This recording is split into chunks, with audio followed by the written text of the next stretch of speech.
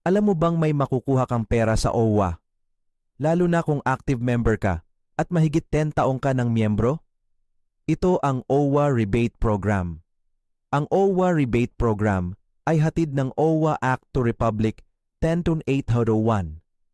Layunin nitong bigyan ng halaga ang mga miyembrong OFW na 10 taon o higit pa at hindi pa nakinabang sa anumang programa, serbisyo o benepisyo mula sa ahensya.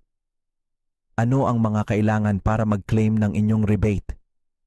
Kung si OFW mismo ang mag-claim, kailangan ng one valid government-issued ID. Pwede ang mga sumusunod: OWA e-card, passport, company ID, NBI clearance, postal ID, SSS, GSIS, driver's license, PRC, senior citizens ID, voters ID. Kung si OFW naman ay nasa ibang bansa, itinalagang miyembro ng kanyang pamilya sa Pilipinas na maaring mag-claim. Authorization letter mula sa OFW. Proof of relationship sa OFW. One valid ID ng OFW at authorized representative. Kung si OFW ay may malubhang sakit, medical certificate.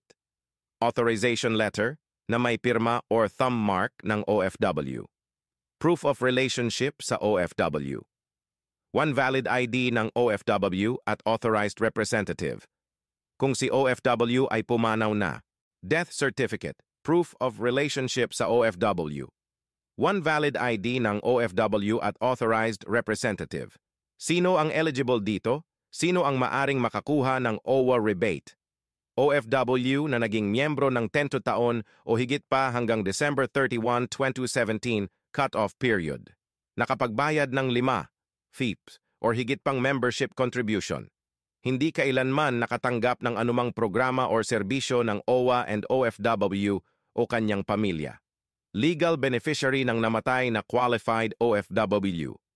Paalala, ang qualified OFW ay makatanggap mula pesos 941.135 hanggang pesos 13,127.50 batay sa bilang ng kanyang contribution. Ang OWA rebate ay porsyento lamang ng kabuuang halaga ng inyong kontribusyon. Hindi ito refund or cashback ng buong OWA kontribusyon.